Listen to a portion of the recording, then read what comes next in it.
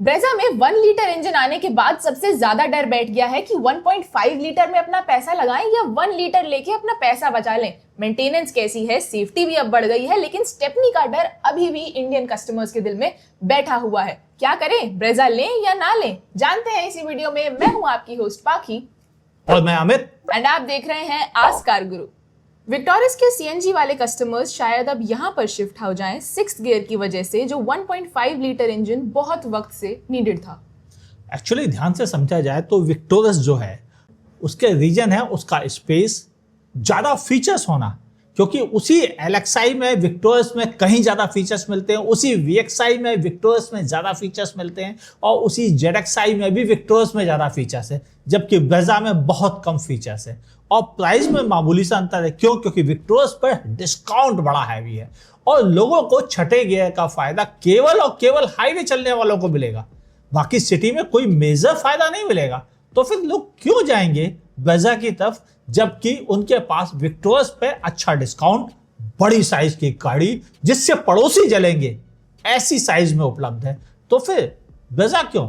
Victorious की जगह grand Vitara ले सकती है, लेकिन ब्रेजा बिल्कुल नहीं।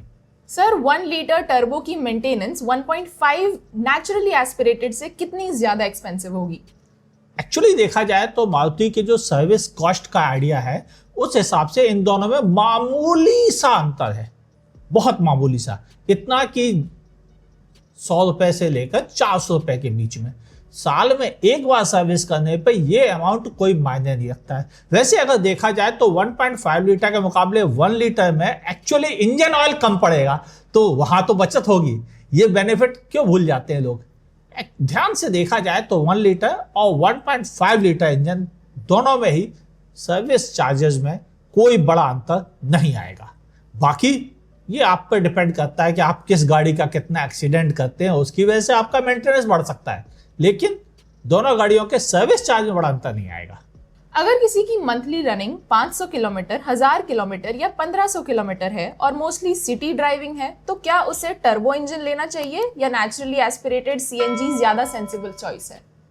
यहाँ बड़ा डिफरेंस है। देखिए, ध्यान समझिए, अगर आपको केवल हाईवे ज़्यादा चलना है तो आपके लिए टर्बो ज़्यादा सेंस बनाता है, क्योंकि इनिशियल कॉस्ट भी कम लगती है और हाईवे पे वह एवरेज भी बड़ा अच्छा प्रोवाइड करता है।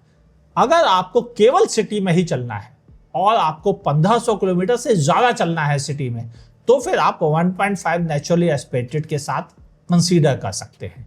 या अगर आपको 2000 किलोमीटर चलना है तो आप सीएनजी भी कंसीडर कर सकते हैं।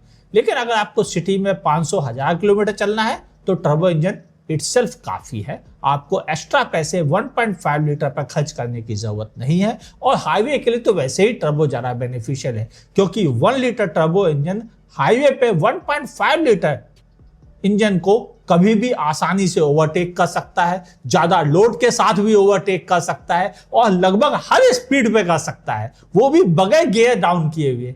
तो 1 लीटर इंजन एक्चुअली ज़्यादा पावरफुल है और सस्ता भी है।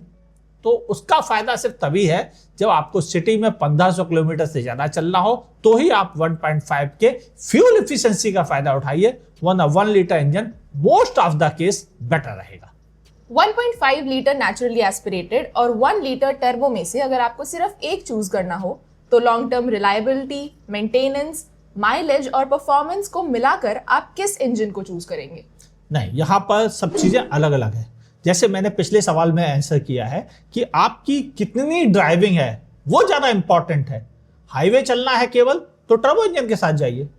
बिल्कुल जरूरत नहीं है कि आप 1.5 लीटर बड़ी साइज का है तो हाईवे पे ज़्यादा परफॉर्मेंस देगा, नहीं, वो उल्टा कम परफॉर्मेंस देगा। आपको 1 लीटर टर्बो के साथ जाना चाहिए। यहाँ पर डिफरेंस ये है, ना कि किसी और चीज़ का। अब रही बात मेंटेनेंस, वो आपके साथ शेयर कर चुका हूँ, ऑलरेडी सेम ही रहेगा, सर्विस चार्ज भी सेम रहेगा। अब लोगों का डाउट होता है क्या उसकी लाइफ भी लॉन्ग होगी? तो आंसर इज यस, लाइफ भी उसकी उतनी ही रहेगी, तो आपको डरने की बिल्कुल जरूरत नहीं है। बेझिझक 1 लीटर बूस्टर जेट के साथ जा सकते हैं, आपको जरा सी भी दिक्कत का सामना नहीं करना पड़ेगा। बस आपको सही टाइम पे सर्विस, सही टाइम पे केयर करनी पड़ेगी और जो आजकल के परेशानियां है ना E20 वाली, उनकी देखभाल भी करनी पड़ेगी, वरना लाइफ में कोई दिक्कत नहीं है दोनों ही इंजन के साथ में। स्पेयर व्हील हटाना क्या जेन्युइनली कॉस्ट कटिंग है? अगर हाईवे पर टायर बर्स्ट हो जाए या साइड वॉल कट हो जाए तो पंक्चर रिपेयर किट प्रैक्टिकली क्या करेगी? एक्चुअली ध्यान समझिए, हाईवे पे तो टायर बस्ट होने की शिकायतें कम होती हैं। वो तभी होती हैं जब आप ओवर एयर प्रेशर रखते हैं, तब आइदर नॉर्मली नहीं आती है। हाईवे अब काफी बेटर है इंडिया के, जहां पर शिकायतें कम हैं। एक्चुअली प्रॉब्लम आती खराब रास्तों पर टायर बस्ट होने की, हाईवेज पर नहीं। और उस कंडीशन में सबसे अच्छा तरीका क्या है कि आप पंचर रिपेयर किट से मैक्सिमम काम हो जाते हैं। कुछ खास कंडीशन में अगर टायर बस्ट होता है तभी आपको जरूरत पड़ेगी रोड साइड असिस्टेंस की, जो इंश्योरेंस खरीदते समय एज ए एड ऑन शामिल हो जाता है और 500 रुपए से लेकर 1100 रुपए में शामिल हो जाता है और आपको पूरे 1 साल टेंशन फ्री प्रोवाइड करता है। यानी उस कंडीशन में आपको वहां से हेल्प मिल जाएगी, आपको एडिशनल जरूरत नहीं है। और वो केवल टायर में ही नहीं, पूरी कार के लिए एप्लीकेबल होता है। यानी रोड साइड असिस्टेंस ज्यादा समझदारी की डील रहेगी, उसे जरूर साथ में रखना चाहिए। हाँ, थोड़ा टाइम किल हो जाता है अक्सर, लेकिन वो टायर तो आजकल हम में से 80% लोग बदल ही नहीं पाते हैं। ये भी बात तो गौर कीजिएगा। टायर होने का फायदा तब हो जब आपको स्टेपनी बदलने का सही तरीका सही ढंग से करना आता हो और प्रैक्टिस भी आपने की हो। लोग कभी खोल लेते हैं तो बंद नहीं कर पाते हैं, टायर उतार लेते हैं तो चढ़ा नहीं पाते हैं। इसलिए स्टेपनी होने का एक्चुअली यूज बहुत कम हो पाता है, और जब मैकेनिक को ही करना है तो फिर क्या फर्क पड़ता है। ब्रेजा के 1 लीटर टर्बो के 3 सिलेंडर इंजन को लेकर vibration, noise and long term reliability की कंप्लेंट्स आ रही हैं। क्या 3 सिलेंडर टेक्नोलॉजी को लेकर इंडियन बायर्स अननेसेसरी स्केप्टिकल हैं या फिर 1.5 लीटर 4 सीएनजी जेन्युइनली एक बेटर चॉइस है? एक्चुअली मैं बताऊं, ये कौन है जिन्होंने अभी तक 1 लीटर चला के और परेशानियां भी इनको पता चल गई। कार को लॉन्च हुए अभी 10 दिन हुए नहीं, इस व्यक्ति ने मैं गारंटी देता हूं कभी कार नहीं चलाई होगी।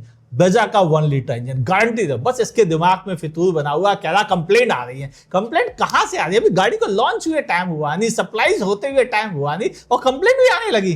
यार कितना झूठ बोल सकते हो, प्लीज थोड़ा तो प्रैक्टिकल हो जाओ। आप चिढ़ते हो 3 सिलेंडर इंजन से, कोई शिकायत नहीं उसमें, लेकिन सच बात तो यह है कि एक्चुअली कोई प्रॉब्लम नहीं है। आप सिर्फ एक दिमाग पे फितूर बनाकर एक कहानी गढ़ रहे हो कि कंप्लेंट आने लगी है। एक्चुअली में एक भी कंप्लेंट कहीं भी नहीं है और ना ही होगी। होती तो फर्म्स में भी तो आती। यानी आपके दिमाग में सिर्फ फितूर है 3 सिलेंडर इंजन के खिलाफ एक प्रोपेगेंडा बनाने में। आप चला के खुद देखो, खुद का ही फितूर उतर जाएगा। यहां पे बिल्कुल शिकायत नहीं। जो चीज गलत होगी उसे क्रिटिसाइज कारगुजारी करते हैं, लेकिन जो चीज गलत नहीं है उसके बारे में से बहाने बनाना, प्रोपेगेंडा करना सोशल मीडिया पे, इसे कारगुजारी कभी सपोर्ट नहीं करते। तो प्लीज जिनके दिमाग में यह है कि कंप्लेंट है, बिल्कुल नहीं, कहीं कोई कंप्लेंट नहीं, ना ही सॉन्ग्स में थी और ना ही इसमें है और ना ही इसमें आएंगी भी। ये भी श्योर है हमने बेसिक चीजें समझी हैं और इसीलिए कह रहे हैं कि प्रोपेगेंडा को छोड़कर एक्चुअल धरातल पे आइए। 1 लीटर इंजन में कोई कंप्लेंट नहीं है। सर, अगर मेरे पास 12 से 15 लाख का बजट हो तो क्या मैं ब्रेजा लूं, काइलैक, नेक्सॉन, वेन्यू या विक्टोरिस देखूं? और आप किस बायर को ऑनेस्टली क्या कहेंगे, ब्रेजा क्यों नहीं लेना? देखिए, ब्रेजा क्यों नहीं लेना ऐसा तो कहना मुश्किल है। अगर आपको कोई और खास रिक्वायरमेंट है, अगर आपको बेहतरीन हैंडलिंग वाली गाड़ी चाहिए तो आप नेक्सॉन और काइलैक के साथ चले जाइए। अगर आपको बेहतरीन हैंडलिंग के बजाय ज़्यादा आराम, ज़्यादा रिलायबिलिटी की तरफ जाना है तो चाहे 1 लीटर ही क्यों ना, वो भी रिलायबल है, कहीं कोई शिकायत नहीं है। या वजह ही आपको समझ में आती है क्योंकि मारुति का नेटवर्क बड़ा है, 6000 सर्विस सेंटर हैं, तो लोगों को लगता है मारुति से बेस्ट तो कुछ हो नहीं सकता। तो वो अगर माइंडसेट के हैं आप तो वजह बेझिझक लीजिए। आइदर और भी अच्छे ऑप्शन उपलब्ध हैं, लेकिन अलग अलग कंडीशन में। फ्यूल इफिशिएंसी के मामले में डेफिनेटली ब्रेजा का कोई तोड़ नहीं। और आप सेफ्टी में भी जब 5 स्टार आ गए तो जिप तो लगनी ही थी लोगों के मुंह पर, तो चिड़चिड़ाहट निकलती है दूसरे तरीके से कि 3 सिलेंडर आ गया, ये हो गया, वो हो गया, क्योंकि उन्हें तो क्रिटिसाइज करना है। क्रिटिसाइज करना सही चीजों पर जायज है, बाकी चीजों पर गलत है।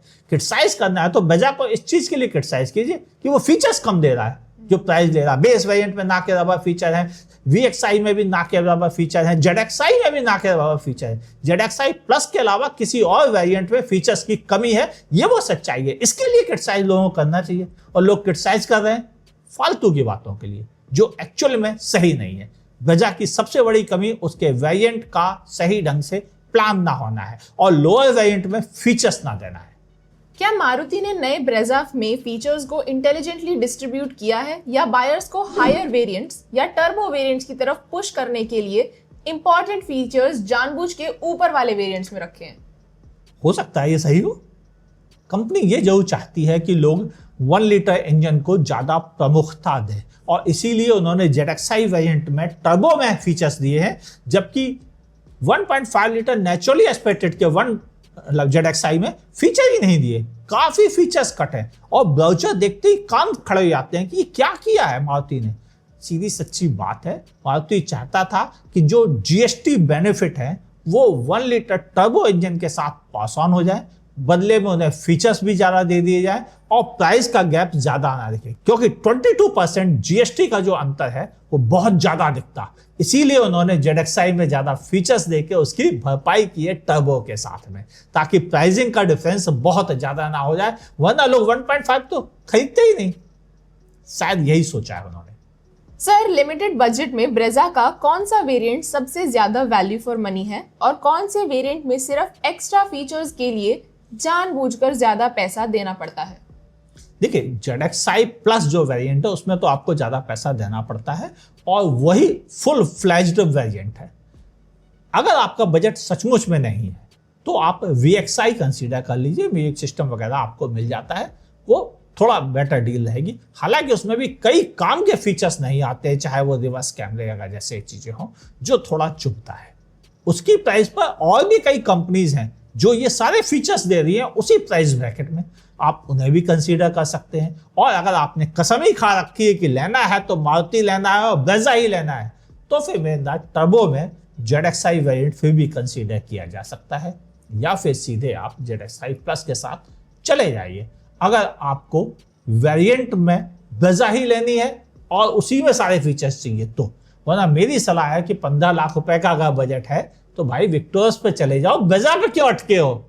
जब पैसे हैं जेब में तो बड़ी गाड़ी घर लेके आओ, ज्यादा खुशियां घर लेके आओ, पड़ोसियों की ज्यादा जलन लेके आओ, इन चीजों का ज्यादा फायदा है। और स्पेस जो कि आप कभी भी बढ़वा नहीं सकते अपनी कार में, फीचर्स तो आप लगवा सकते हो, स्पेस कभी बढ़ा नहीं कर सकते। और विक्टोरस ग्रैंड विटारा के साथ फीचर्स भी ज्यादा मिलते हैं, स्पेस भी ज्यादा मिलता है। सर, क्या स्पेयर व्हील कंपनी से ऑफिशियली एक्सेसरी के तौर पर लगवाया जा सकता है और क्या इसके लिए प्रॉपर स्पेस दिया गया है? प्रॉपर स्पेस तो बचा नहीं है, क्या जैसे ही नीचे उन्होंने सिस्टम लगाया CNG का, वैसे अगर आप चाहें तो एक स्पेस सेवर टायर लेके रख सकते हैं, थोड़ी जगह उसमें है अगर CNG गाड़ी नहीं है तो। लेकिन मुझे नहीं लगता उसकी कोई बड़ी जरूरत है, क्योंकि मैक्सिमम लोगों ने स्पेयर व्हील खरीद के कोई बड़ा यूज नहीं किया है। मुझे भी याद नहीं आ रहा पिछले 6-7 सालों में मैंने कितनी बार स्पेयर व्हील का इस्तेमाल किया है, शायद एक भी बार नहीं। सच बात तो यह है कि इस समय सड़कें उतनी खराब नहीं है जितना लोग डर रहे हैं, कुछ कबूल करना पड़ेगा। मार्केट में सच बात है कि मैक्सिमम जिन लोगों ने पिछले 3 साल में कारें खरीदी हैं, आप सबसे बात करेंगे, सब ने स्पेयर व्हील का अभी तक इस्तेमाल या तो एक बार किया है या कभी नहीं किया है, और ऐसे लोगों की संख्या बढ़ती चली जा रही है। और उसका रीजन केवल ये नहीं कि सड़कें अच्छी हो गई, एक्चुअल में टायर टेक्नोलॉजी भी अच्छी हो गई है, अब वो जल्दी खराब नहीं होते, जल्दी फटते नहीं है। ये सब चीजें मिलके थोड़ा बेटर इकोसिस्टम हो गया है। और सारी दुनिया में तो बगैर स्पेयर व्हील के ही चलती है गाड़ियां, इंडिया में भी अगर है तो ऐसी कोई दिक्कत की बात नहीं है। फिर भी आपको खरीदना है, आपके भीतर डर ज्यादा बैठा है, एंजाइटी ज्यादा बैठी है, तो एक स्पेयर व्हील में पैसे लगाइए। लेकिन मेरी सलाह है डोनट स्पेयर व्हील को रख लीजिए। बस यही था आज का आखिरी सवाल। आज का आखिरी सवाल बस यही था। तो फिर ब्रेज़ा क्या? देखो, ब्रेज़ा एक अच्छी सेफ कार है, स्पेसियस भी है, फीचर्स के मामले में कमजोर बैठती है, लेकिन कॉम्पिटिटर भी बड़े तगड़े हैं। इंडिया की सबसे अधिक बिकने वाली एसयूवी में से एक नेक्सॉन सबसे बड़ा डर है, और नेक्सॉन ने भी हाल में कैमो एडिशन भी लॉन्च कर दिया, आई बटन पे क्लिक करके देख सकते हैं। उसका रीजन भी ये था कि उसे ब्रेज़ा के 1 लीटर इंजन की कॉस्ट कटिंग की काट मिल गई, और फीचर्स में तो वो पहले से ही आगे थे। केवल यही नहीं, आप ध्यान से देखें तो स्कोडा के पास भी 1 लीटर GDI इंजन है, वो भी बहुत अच्छा परफॉर्म करता है, हाईवे परफॉर्मेंस उसकी भी शानदार है, उसे भी कंसीडर किया जा सकता है। और फिर वेन्यू आजकल नंबर बढ़ाकर आगे बढ़ गई है, वो भी 10,000 यूनिट के आसपास सेल कर रही है। ऐसे हालात में ये हो गया था कि बेजा को अपडेट किया जाए और उसके साथ लोअर जीएसटी वाला 1 लीटर इंजन दिया जाए। बस फीचर्स के मामले में वो मात खा रहा है, खासतौर से उन इंडियन कंज्यूमर्स के लिए जो टॉप एंड वेरिएंट खरीदना नहीं चाहते। लेकिन क्या बेस को टॉप बनाया जाए? टायर गुरु ने कभी रिकमेंड नहीं किया। इंश्योरेंस क्लेम नहीं मिलता, वारंटी वाइड होती है, चाहे आप जो कुछ कर लें, ओवरऑल घाटे में कस्टमर ही रहता है, भले वो कुछ पैसे बचा लेता है। तो फिर इस बात का गौर कीजिए और बेजा अगर लेना है तो फीचर्स के साथ लेना जिनकी आपको जरूरत है, वरना मत लेना। हाँ, ये वीडियो अच्छा लगे तो लाइक करने में संकोच मत कीजिएगा और नहीं पसंद आए तो डिसलाइक करने में संकोच मत कीजिएगा। अगर आप हमें फेसबुक पे देख रहे हैं तो हमारे पेज को लाइक करें, फॉलो करना ना भूलें। यूट्यूब पर देख रहे हैं तो लाइक, कमेंट, शेयर और सब्सक्राइब करने के साथ साथ बगल में दी हुई नोटिफिकेशन बेल भी जरूर से दबा दीजिएगा और देखते रहें आस्क कार गुरु को।